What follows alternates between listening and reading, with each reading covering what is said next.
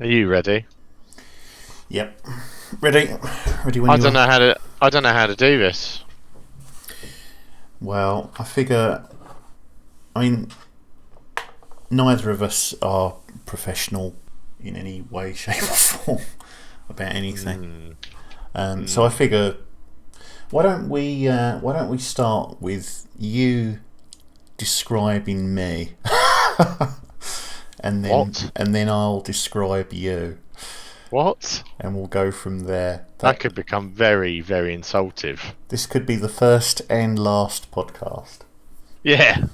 Well, let me know when you start recording. Oh, I've been recording for ages now. So Well, shouldn't we do an introduction? no, I think the first podcast should really be like a full introduction to who we are.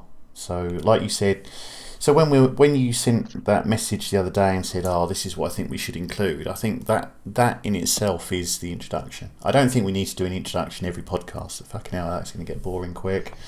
So No. Yeah.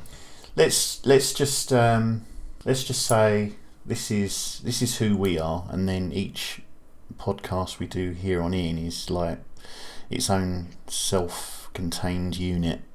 So if people want to know more about you and me, then they can refer back to this, and if they got questions that aren't covered in this, then we'll answer them as we go along.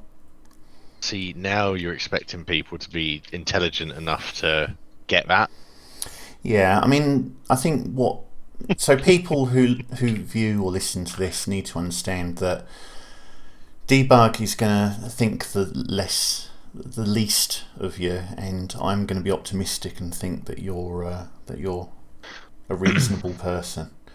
Well, feel free to prove either of us wrong, but I'm the kind of person that will ban you if you're rude. Where Tony will keep you, or should I? I shouldn't really say your name, should I? Reb. I don't know, Andy. Yeah, where you will obviously go through the pain like you're going through at the moment, not to ban them. Yeah, I mean, I see the good in people. I don't think there's any question about that. If you don't know who I am, I run the Friend Not Foe Rust servers. We have a reasonably popular PvE server that's currently going through some growing pains. Well, you do now. No, you've always had a... In the scale of things, you've always had... Yeah, you want to be careful what you say right now, because soon we're going to be talking about you. In the scale of things, you've always had the larger size PvE server out there. Because when you look at the amount of PvE servers there are, because there aren't... Well, yeah, sorry, there are a lot of PvE servers, but there's not a lot of full PvE servers. No, that's just my opinion. They have certainly gained in popularity over the years, but well, it's because no one wants to be racially abused or sworn at anymore. Yeah, there is on a that. Server that's supposed to be friendly, but ends up being the most toxic place in the world. Yeah. Do you remember when we did that stream on Rustified? That stream will never leave my memory. For two things, actually. There were two things about that stream. The first one was, yes, we were racially abused in-game constantly. After the first minute. And people weren't even targeting us. That was just normal Rust PvP. Mm-hmm. But the second thing was, we took over a base or something, didn't we? Or did we build a base? We built a base. We built a base. And you wouldn't go out at night. Those are the two takeaways I got from that session. I don't think I would. I remember you getting really annoyed because we were sat in the base with lanterns or a little light, just sitting there waiting to die. And I don't think it worked out too well. Well, I remember you messaging me saying, "Holy shit, the base is still alive." Yeah, I think your response was, "Who gives a toss? I'm never going back there again." No. Yeah. And I could see why, because you were streaming to your channel. It's the most. Yeah. You were concerned about the racial racial abuse and hate. The instant hate, trying to make a professional streaming channel, and then just being filled with racial abuse and hate instantly. Yeah, it was. Yeah, I can't say I'll ever try that again. Well, not on that server anyway. But No, we were. I mean, we were on a big PvP server. I won't mention. yeah, I won't mention who, no. but it was inevitable. It was inevitable that we were going to struggle, but I wasn't expecting the struggles to come from voice The chat. beach. To be fair, we The could beach. have just turned voice chat off, but I don't know. I think we were looking for interactions with people as well. Yeah, and also, yeah, no, yeah. I'm just gonna leave it at that. But anyway, I obviously going in to do a bit about me. I played on Reb server for a long time, like years upon years upon years, and then as any Rust player eventually has attempts to, they go, well, how hard can it be to run a server? And actually, extremely hard. And I'm on my third attempt now. So, so I run a little server called Deadwood State PVE, which is it's basically I've learned from Reb server, and it's 4 weeks, but not as cool. There's only 6 of us online at the moment. Yeah, so the way we differ in our approaches, I guess, is that prior to this attempt, you were very much willing to listen to people's feedback about how the server should be run. I know we were talking the other day, and you said that's changed. You're running it for yourself now. Whereas Absolutely. Whereas my response to people's feedback is, if you don't like it, tough. Well, a great example of that is when I said to you, can you not make a server like Friend Not Foe, but make it a 4-week wipe? And you were like, well, I've got this one, but I'm not changing it. And even though it seems harsh, it's what you want to do, and you have every right to do it the way you want to do it. And it's the way, basically, if you try and cater to everyone's needs and not your own, then you end up not even enjoying it. You just never play on it. You just, and that's pretty much what happened to the first 2 servers I tried getting going. As you said, you try and cater for everything, and then you realise that everything you catered for you hate. Well, not only that, but you get so many sort of conflicting opinions that you can't cater to everybody. So you've got to either then try and cater for the largest group, or it's just impossible. So I just don't listen to anybody. The number of times people say to me, "Oh, can you add this plugin? Can you add that plugin? Can you change this? Can you do this? Can you do that?" And I'm just like, one, I have set the server up for how I want to play. I still consider Rust to be a survival game at its core. Yeah.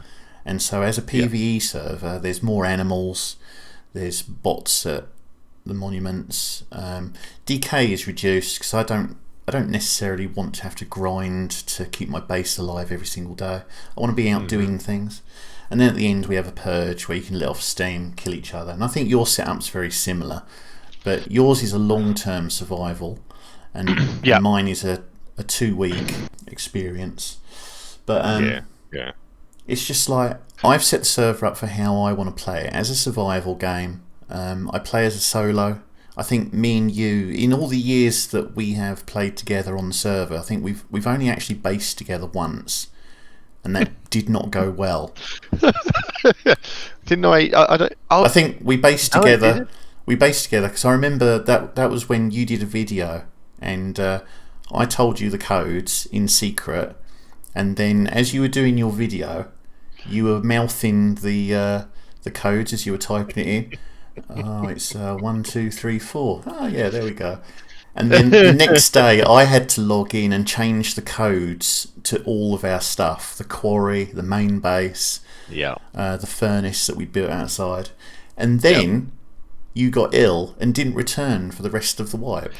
That's correct. Yes, that is correct. I have got a good memory for this shit. I can't remember anything else. But if you want to talk to me about a specific wipe 4 years ago. Well, that's the thing, isn't it? It's a bit like our 7-year-old boy. Like, he won't remember anything, but if you tell him that in 2.5 weeks' time at 6:30 in the evening I'm going to let you play Fortnite, he will remember that. He won't remember anything else, but he'll remember. He'll wait for 6:30 to come, and he'll run downstairs and say, "Can I play Fortnite now?" And you go, "What are you talking about? You said the other week that I could do this at this time of the night, and you're like, what the how? And it is like Rust, because I remember so many fun times, like the first ever heli tower we built. Your famous quote when you were up in the roof, and I was stuck trying to get down, and the heli almost took your head off. Are you trying to kill me? Yeah. Get down. It's like a quote from an Arnold Schwarzenegger film. Get down. Yeah. And the endless amount of times I shot you trying to kill a wolf or trying to kill an animal that was attacking you, and then I ended up shooting you instead. Well, that time when you killed me trying to protect me from a wolf was the same wipe where we were basing together. That's correct. And you shot me in the back. One single shot to the back, you killed me immediately, trying to save me from a wolf. So, thank you for that. But just quickly on the servers again, another thing that it was I always struggled with, but I don't anymore. It might be because I've got a little newborn baby of my own, so really tolerance levels are at 0 nowadays when it comes to anyone but your family. And I'll never forget, one of the biggest things that used to affect me were how skittish players were with jumping from one server to another. So for a day, they'd sit there and say, "Oh yeah, I love the server. It's really good. It's really good." And then the next day, you see him playing on a totally different one, and they'll never come back. Yeah. And you think, what? But and especially when they're the ones that demand the most. Can we have this? Can we have that? Can we have this? Can we have that? And then you cater for it, and then they weren't even there anymore, and you're like, oh. Yeah, I realised very early on that people would sort of come to a PvE server, learn how to play the game, and then sod off. And the other thing is quite often they'd come onto the server, they'd make friends, and then they'd drag your regulars away with them to go play on other servers. And you'd be like, hold on, you've been here 2 days, you've learnt the mechanics of the game, you've made some friends, and now you're dragging off 3 of my regular players to go play on a PvP server. See, at least it took me about 4.5, 5 years before I did that, Reb. Yeah. I mean, you came on, stole all my friends, and started up your own server. Well, I wouldn't say they're your friends. I mean, well, not now, no. You can all burn in hell. So for those of you who are wondering, because a few people might not even know what we're talking about, or might not even know what Rust is about. Yeah, I mean, we're not going to be... This is not a Rust-specific podcast. I think we need to make that clear at the beginning. Exactly. But, I mean, let me just have a look at my Steam profile. I think I've got 8,000 hours in Rust. You need help. Well, this is a thing I have to explain. I am, as a Rust admin, I am not always in-game actively. I'm quite often in-game AFK. So... but still, that is yes, that is an excessive amount of hours. I'm at 1,881 at the moment. Yeah. I mean, I definitely play more than you do. Oh, 100%. There's no doubt about that. And thankfully, my in real life setup allows me that sort of freedom to play games a bit more. Yeah, definitely. So, I used to be a YouTuber. I gave it a shot. I used to do some Twitch streaming as well. Gave that a shot, and then realised that I just don't have time for it, to be honest. As well as keeping down a decent job and looking after the family now. So, we spoke. Me and Reb spoke to each other, and we've always mentioned the thought of doing like some kind of podcasty type thing. Because 9 times out of 10, and this is what we've always said to each other. It will be 11, 12 o'clock at night, and we'll just be rambling on about really interesting topics or shite topics. But we always sit there and say, well, mainly Reb actually says we should really record this, and we don't, do we? We've sat there for ages. And it's a shame because we have had some. Usually, the drink has been flowing. Well, at my end, I don't know about Debugs, but you just get to a certain point where you're an hour into a conversation and you think, damn, that all of that would have been probably a good podcast, or whatever format you want to throw it out as. Yeah. And it's taken us a long time to actually sit down and sort of go through the details of how that might look in reality. But yeah, we're going to try and do it. It might be sporadic. I'm not saying we're going to do it every week. We're going to aim to do it as regularly as we can. But we both do things in real life. We both work. Well, okay, I work. You were definitely going to say it the other way around, but I thought I'd get in there quickly. Oh, brilliant. Debug's got children, I've got cats. It's all stuff that takes up time. It does, to be fair, mate. It does. And the other thing is at heart we are both game players, and if you're a game player, you know that if you've got the choice between doing something half sensible or spending 2 hours building a base in some woods, you're going to take the game option every time, probably. So agreed.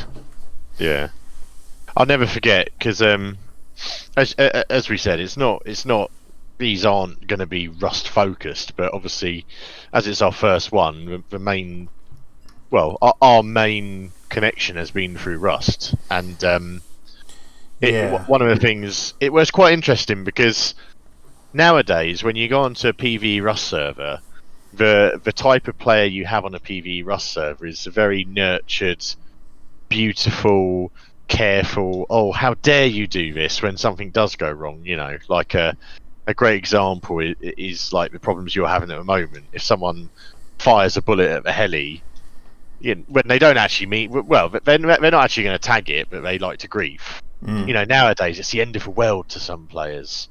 But when I joined Rust, I actually came from PvP servers before joining your server. Yeah. So my time in Rust was with a group of like 10 or 11 people, and it was just constant action, and it was constant being scared shitless of going out on your own. Like, you'd go out in packs of 5 and 6 and you'd spread apart, like it'd be like COVID. You'd stay like 2-3 meters apart from each other, but like go in the same, like, you thought you were a SWAT team basically, didn't you? Yeah, exactly. And every single time you heard a shot or heard some rustling, you'd do jump checks and all that shit. So yeah, it was really funny because I basically had enough of that, because what happens in PvP is if you don't group up with a large number of players, just forget it. Don't even try and play Rust. It's also, just to stop you there, it's also worth mentioning that Rust was a very different game 5 years ago. So when Andy was playing PvP, there was no oil rigs, there were no scientists by the side of the road or in the military tunnels. The only event, I think, was just the heli, wasn't it? The patrol helicopter. Yeah, pretty much. The PvE element of the game then was non-existent. So it was all people shooting each other and stealing stuff out of each other's bases. Yes. Yeah. The game has moved along quite a bit since then. Well, the thing is I'll never forget shooting someone from the top of their base with a crossbow, and they had a Thompson, and I'll never forget the entire group saying, "Holy shit, Debug, you've got a Thompson!" I was like, "Oh wow!" And literally, this is a crazy thing. Exactly, and I think that's probably why I've always loved it, because the crazy thing as well, as you were saying, 5-6 years ago, owning a Thompson on a PvP server or any kind of machine gun was a massive thing. Yeah. Like, literally, most people walked around with bows and arrows or crossbows because you dare lose anything else. This is the other thing. Like, back then, there was the AK, the Thompson, and then I don't know. What was below that? There was the AK, the Thompson, and I think was the SMG in the game? No, the SMG, maybe the crap one. The crap. What's it called? It's literally the basic. The semi-rifle. Yeah, semi-automatic rifle. That was it. The selection of guns was almost non-existent. Oh, it was horrible. There was no LR. There was no M9. Yeah. The sniper rifle and all that crap, and the 8x scope. Yeah, there was the bolty, but it's like now there's like I don't know, I want to say like 10 different guns, but you didn't have that selection back then. You weren't No. you weren't getting stuff out of the Bradley, because Bradley didn't exist. In fact, the whole Yeah. launch site didn't exist. So unless you'd taken down the heli, or you'd managed to find a gun in a crate somewhere, you didn't have access to these weapons on your first day. That was unheard of. So yeah, to get a Thompson by any Yeah. means was actually quite exciting. I think Oh, a it lot was of that excitement has sort of gone out of rust. Yeah, agreed. I think But the game, yeah, I was going to say, I'll never forget going back to my PvP days. I'll never forget having enough and coming onto your server, yeah. and I didn't even realise at the time, because you were only running a really tiny map. It was a 2,800 square meter map. Yeah. I'm sure it was smaller, man, because it was literally, you had a mountain in the middle, Well, it seemed and then smaller because half the map was that mountain. yeah, that's Like, to true. get That's true. anywhere, you had to walk around it. But Yeah, you did. Yeah, that's very true, actually. But I remember building literally the base I built on the up the hill was right right next to down me. from yeah, and you coming over, and I still had that do not trust in Russ mentality massively. Yeah, that And conversation could have gone really wrong if you'd, because I was still True. very much this. Bearing in mind, this is the first wipe, and to give you some background, I had played PvP prior to starting up my own server, and I was getting massacred every time I left my house, left my base. And one day, I logged on and everything was gone. And I didn't know what happened because I didn't understand how wipes worked. But all I knew is I'd woken up on the beach, my base was gone, I had nothing, and I just did this. I just did this thing where I pressed escape, I cancelled everything, shut the game down, opened up a browser, and I went to, oh god, who was it? Fragnet. I mean, I did a Google search, but I ended up on the Fragnet website and ordered a server. This was actually the next day while I was at work, and I thought, yeah, that's it. That's the solution to all of my problems. I'll just start my own server. So I did. And I set it up, and I went home from work that night. It was obviously a slow work day, but I went home from work that night, and I was absolutely appalled to log in and find that there were 3 other people on my server. I thought this was just going to be a place where I could hang out and kill bears, but Brilliant. so at that point I'd said, right, this is PvE. If you're not playing PvE, then you can sod off, and they did.